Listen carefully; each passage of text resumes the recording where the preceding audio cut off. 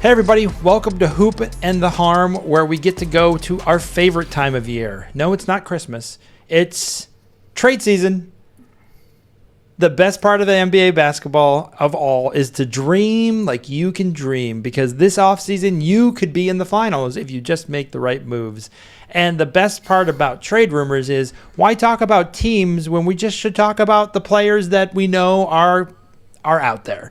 So, Nolan, you got a great one for us to talk about, and some rumors that you have obviously been reading about. We've read about a million different guys, probably. It's the best for sports writers. They think of all creative things that you can think about for your team. Who do we have on the docket today? You got to start with the Greek Freak, because Giannis Antetokounmpo is he's going to be holding up the entire league as far as trades, free agency, even draft ramifications. I think everyone's going to want to know, is Giannis available? Because if Giannis is available, I would think most teams, if not all teams, will at least place a phone call and see what's it going to take to get him on our team. Because he does, ostensibly make your team a contender right away. At least a playoff team. Who are the top teams that you've read or that you think have an interest to go after and can obtain? Because again, the Bucks aren't just giving him away. This isn't a Luka trade, okay, everybody. We're not in the Luka world, right? No, I mean, and there's a lot of variables to Giannis. We don't even know if he really wants to leave. The rumor is that he's, for the first time in his career, open to the idea, considering it. How is Milwaukee going to respond to that? It seems like they've already put out like floaters to their, to some of their PR people, like to get the word out there that they're not, that Giannis is, they're expecting Giannis to come back. That was I think the way the report was phrased. So like the smoke screens have already begun, but the Bucks, they have very little, I think, path up. I think they've peaked. Clearly they won the championship a couple years ago. Is that your dog? Yep, that's my dog. Hold on. Problem solved. Okay. I don't think they have it's really tough for them to surround Giannis with more firepower to get back into that title contention range. So, a strong case could be made that it's time to move on. On the other hand, they have no draft picks. They don't own any of their draft picks. So first, can we just stop the bus for just a minute? Yeah. The amount of teams that have no draft picks and have talented players is so wild in the NBA, which makes the trade season so interesting, because those with draft picks have leverage, and leverage is king. And we have a bunch of, if you look at our two finals teams, you can't argue that it's one or two players that are making it happen, or a 7-man roster. These are fully loaded teams. Yeah. So when you look at what Giannis's options are, he's got to go to a team that's still going to have some talent on it. So you can't trade away all your pieces. He's going to want to go to a team that puts him in a better position than the Bucks to compete. So who do you think? Well, the teams that are being floated around are the Knicks, which, let me say right off the bat, is only possible if Giannis says, I only want the Knicks. Like that's, if Giannis says to the Bucks, I brought you guys a championship, and I'm ready to move on, and you got to do me a solid, I want to be a New York Knick. That's the only way it happens, okay? So, but there's that. They're in the rumor mill. The other teams I've heard, San Antonio, because they have picks, because they have young players, they can orchestrate a straight up, just Bucks and Spurs can just deal with each other. With the Knicks, you probably got to get a third team involved, and then that gets a little messy, because the Knicks don't have the draft capital. Another weird one I heard was Toronto, that suddenly they have an appetite to start competing again, and that they want him. They do have a lot of interesting young players. They do have their own draft picks to control. I think the Nets would love to be in on it. I don't see it because who's Giannis suiting up next to on Brooklyn? Call me a hater, Nets fans, but I don't see it. Who am I missing? I feel like the Knicks, Houston? the Spurs. I've read about Houston. Okay, I think of them as more of after Durant, but I mean, again, how could you not be, interested? And I think they'd be more willing to part with guys to get Giannis than they would be to get a 37-year-old Kevin Durant. So here's my Houston to that.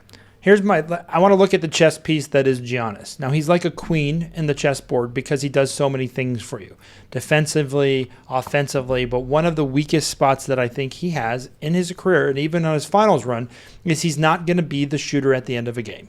Right. He also lacks a three-point consistent shot, which is now in the game a big deal. So if you're trading for Giannis, you have to understand that. This is the difference between a Kevin Durant and a Giannis. KD will hit the shot. KD will get you moving, and KD can hit threes. And KD, no one's going to disagree, is one of the sweetest jump shots in the land. And I'm just selling that because I'm a Suns fan, so you should give more to the Suns for KD than you should for Giannis. Age not being talked about. Right. The three teams that I think, and I'm sorry, New York, but Brooklyn and New York I just don't see as optional. I just think it's too much to handle for New York to try to pull it off. And I think the teams that I can see him really having a great impact on. As much as I hate it, I believe the Spurs are in the front running for this pick. Mm-hmm. And it's not even a pick. They have 2 picks this year. They have other picks they can play with in future years. You have Wemby. They just got their point guard from Sacramento, who is the clutch three-point shooter that you would need, that Giannis had when he was playing with Milwaukee. Mm-hmm. I don't know what to think about a Wemby-Giannis backcourt option because you're not bulky, but yet when I watch the NBA finals, you got Chet and you got Turner. There's nobody destroying the lane here. There's no Shaquille O'Neal. There's none of these big guys in the lane anymore. So I look at that and I say the Spurs to me are the leader in trying to get Giannis because I think it makes the most sense between Wemby, Giannis, and also Fox? De'Aaron Fox, yes. Yeah, so I think the three of them, they're in the playoffs. Absolutely. I'm with you. I think, especially from the Bucks standpoint, that's the team I'm looking to make a deal with because I can feel pretty good about a reset because you're going to get draft capital back. You're going to get good young players. You may even be able to talk San Antonio into giving you the Rookie of the Year, Stefan Castle, because he's a point guard. They have a point guard.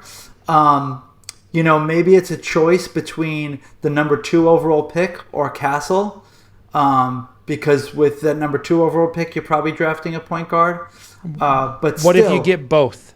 It's anything's you might on the be table. able to hold Milwaukee. You might be able to hold San Antonio's feet to the fire and say, "Give us both." The other thing that I like about this pick for Milwaukee is you're not putting him in the Eastern Conference because the Miami Heat were talked about with this possible trade. The reason why I think the Miami Heat are kind of lower is because if you're Milwaukee and you're in the Eastern Conference and you trade him within your division, that's painful. And putting him in the Western Conference, which is already loaded, which is already, everybody wants the talent that they can get. This is going to be hard even for San Antonio. That doesn't secure you a finals position, but it makes you really, really competitive. I don't know how competitive you are, but you're definitely in the conversation to me in the top 4 of the Western Conference. And right now you're on the outside looking in. So I feel San Antonio. I tend to agree with you on Houston because I think biasly, I think they're going to try to get KD over Giannis because of the team and how they're structured. So I said San Antonio. Toronto is the other rumor. The problem I heard about Toronto is he doesn't want to go there now. So I would say Toronto and Miami are on the outside. The Knicks are on the way outside. Brooklyn's on the way outside. Like the Lakers, the Knicks, and Brooklyn are all on the way outside. Right. Just because the Lakers are always in every trade rumor. Every one of these trades, we're going to say the Lakers because after the Luka trade, it doesn't make sense. Like it doesn't make sense, but it happened. Right. I don't see Milwaukee dealing with the Lakers because they just don't have the capital that these other teams do. So I think it would surprise me if he wasn't on San Antonio. The more I looked at these teams, the more I looked at the makeup, the more I looked at what they have, he would fit very seamlessly into what they are building and what they have. Yep, absolutely. And much as I hate the Spurs, and I hate the Spurs, there's so much to hate about them. Yeah. This would put them, I think, immediately in the playoffs. And then how far they go is going to be kind of up to, what they build around. But yeah, who's surprised if San Antonio can't build around those three? Exactly. No, that would be a great three to build around. They'd probably still have some cap space too to add some other pieces because Wemby's on a rookie contract and so Giannis, he has 3 years left because he has a player option his third year. So he has 2 years on contract and a third year player option. So it's not like you're getting him at the end of a contract in hopes that you're going to sign him. You get him for 3 years. And again, you hate to say it for you because the Spurs are such a rival. To me, they're not a rival. They're one of those teams that just never seems to just go away for long enough. Like they spend like 2 or 3 years outside of the playoffs and then they're back. But like you would trust, objectively speaking, you would trust that they were going to make the most out of Giannis too. Like he's not going to go there to just like fade into oblivion. The other wild card that I would say is a wild card for the Eastern Conference, only because we talked about them in the playoffs being a lot more competitive this year than we were expecting. But to me, what about a Detroit Pistons? Would the Detroit Pistons suddenly pop their head up? Because in the Eastern Conference, if I'm Giannis, this is my opinion, you stay away from the Western Conference, you have a better chance of going to the finals on the Eastern Conference than you do on the Western Conference. I mean, on one hand, you want to say that's crazy to think that Milwaukee would put not just a conference rival, but make a trade with a division rival. I mean, Milwaukee and Detroit, that's a pretty big rivalry. But stranger things have happened. We saw the Knicks and the Nets make a trade last year. And, we're going to see, so if maybe Milwaukee likes that idea because they know that Detroit's going to have to pay a premium the way that the Knicks did to get Bridges. They're going to have to pay a premium to get Giannis from their rival. So yeah, I could see that as a possibility. My wild card is this: I've heard recently that the Blazers would like to stop losing. Now the Blazers have control. Yes. The Blazers had a good, strong finish to their season. Some of their young guys came through, and I've heard that they want to cash in some of their assets, including some of those Bucks picks that they stole for Dame Lillard. How about that for irony? Wouldn't that be something? Then it would be okay, so to me, I feel like KD going to Houston, it seems very reasonable. We'll get into that individual later. Would just basically be the Suns going to get their draft picks back. And this is the same scenario. Right. They're just going to get their draft picks back. Or maybe the Blazers would at least be willing to facilitate a trade in which, they get some kind of upgraded roster piece and then they give Milwaukee their picks back. I think that would make the Knicks. That's who the Knicks would talk to if you're doing a 3-team trade. It's Portland, the Knicks, and Milwaukee. I could see that occurring, especially now that you're training out the coach. You want the trade? I've done it. I've already worked it out. So, because I'm a sick man, and I'm not saying I endorse this. I am not saying I endorse this. But if the Knicks are insistent on getting Giannis and he's insistent on the Knicks, this is how they do it. The Knicks get Antetokounmpo. The Blazers would get Towns. Okay. The Blazers would also get Anunoby. And what the Blazers would do, and this is where I need your insight. Again, I'm not endorsing this, but this works financially and objectively on paper. The Knicks would also get DeAndre Ayton, who would be your cat wannabe. You're talking about the Suns' old center? Yes. Who's on Portland now. Oh. So essentially the Knicks would be giving up on Cat for the lesser Ayton. Way lesser, by the way. Way lesser. But would be upgrading from Anunoby to Giannis. Now the Bucks in this scenario, because Portland comes out and this is where it might fall apart. Like Portland makes out like bandits, in my opinion, on this trade.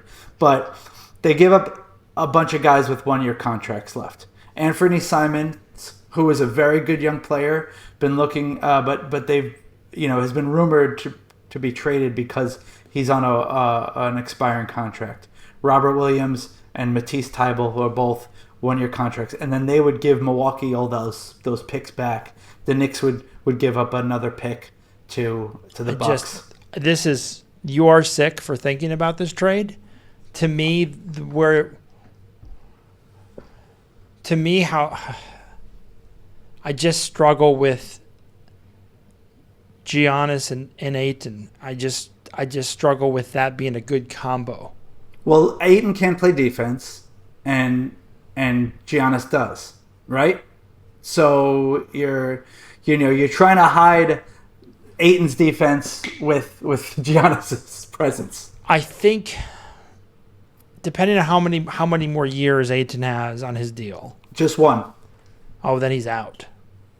I mean, he's still in the NBA, but he's like out. Like no one's signing him for a major. He's not getting a lot of money now. No, he's not. He's not. And that's what, as a Knicks fan, that makes me feel a little bit better. Like we could try it out for a year, and if it doesn't work out, he can walk away. That would blow my socks off if that occurred. Look, I don't. So I like don't if you were telling me like this happened, and I would say this didn't happen for the Spurs, and you'd be like, nope. The Knicks ended up with this team. Then we would have a show just to evaluate the Knicks team and how it looks. Because as much as I thought the Knicks run was fantastic, I feel like their bench was better than it was used for. Absolutely. And I think that's why with a new coach and a new idea, I think that's going to be better. And we'll see. For the record, that's what I want to see. As a Knicks fan, okay. For the record, my hope is that they keep the team they have, they add a couple of bench pieces, they get a coach who's going to use the bench and who's going to develop some of the younger guys that they have that we never really got to see, and let's take another stab at it. I'm just because my fear is that any other Giannis trade, they end up gutting the entire team for Giannis, and then you're left with a big three and nothing. I just don't see how, if you're getting rid of Big Cat, how Giannis upgrades you from a standpoint of the last moments of a game, and then the pick and roll that Brunson does or doesn't do, like unless he becomes much better at as a passer and dealing with people draped all over him. That's a whole other issue. So again, I would go with my top team. I still think is San Antonio. I think the drop off between San Antonio and anyone else is pretty large. That trade would totally shock me. I would put like the Miami piece maybe or the Detroit piece maybe. Would Milwaukee deal directly with Portland? I could see that occurring because if Portland's willing to give them the draft picks they want and then they put Giannis on Portland. But doesn't Giannis have a say in this? Yeah, of course. I mean, he's going to have to want Portland. I think and that's a tough sell because that's the thing. They're gonna work with him. They're going to work with him to facilitate that trade. And so Phoenix is going to work with Durant. Yeah, so the way that I see it is he's looking at the rosters, and San Antonio makes more sense. Even more so for him than Houston. But if he was in Texas, I'm not surprised by that. If he ends up in Miami, it's because that's where he wanted to be.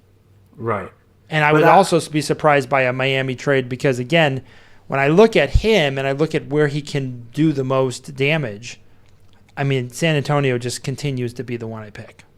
Yeah, I agree with you. They make the most sense to me for a lot of reasons. Do you see the Warriors making a play? I mean, I'm sure they would like to. Can they? I don't think the Warriors have enough in the cupboards anymore after the Butler trade. And again, if you're looking at, he's got 3 years left on his deal.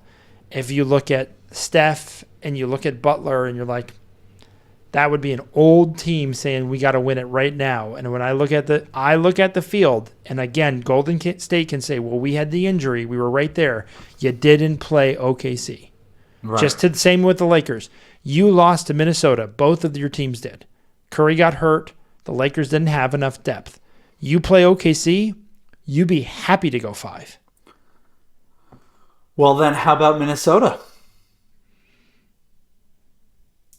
Giannis to me is a problem because Anthony Edwards is not a good enough fit. It's just not. Giannis is sitting around too much. That's the part that I don't know. Maybe it's just the way I see San Antonio as a smart franchise and the way that they coach. I could see Golden State coaching up Giannis. I'm just playing devil's advocate. I agree with you. I think at the end of the day, the team that makes most sense to trade for Giannis is the Spurs.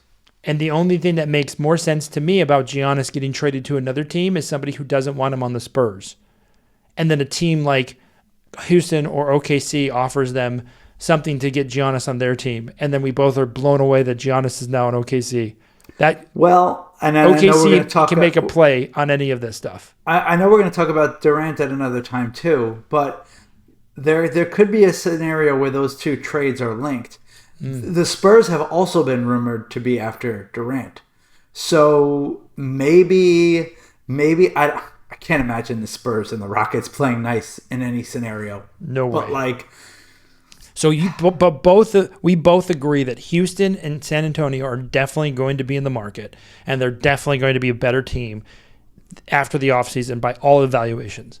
I think so too. They're going to get rid of picks, and they're going to improve. Now, whether it's just Giannis on San Antonio or whether it's Kevin Durant, it's going to be there's going to be moves for those two teams. Agreed. And I think we'll go through the Kevin Durant rumors, but it wouldn't surprise me to see both those players in Texas. Yeah, no, not at all. It could also be Dallas too. Far shot from the moon. That's for sure. Well, the least likely of the triangle. As always, so I think San Antonio is most likely, as do you. I think there's some wild cards, and we'll be able to evaluate it once it's done. As always, that is Nolan, the Knicks expert, as always, and I'm Brendan Lemieux. Thanks for coming and joining us for Hoop and Harm. Like, subscribe, share with your friends. We really appreciate you guys joining us for Trade Talks. Thanks, everybody. See you around.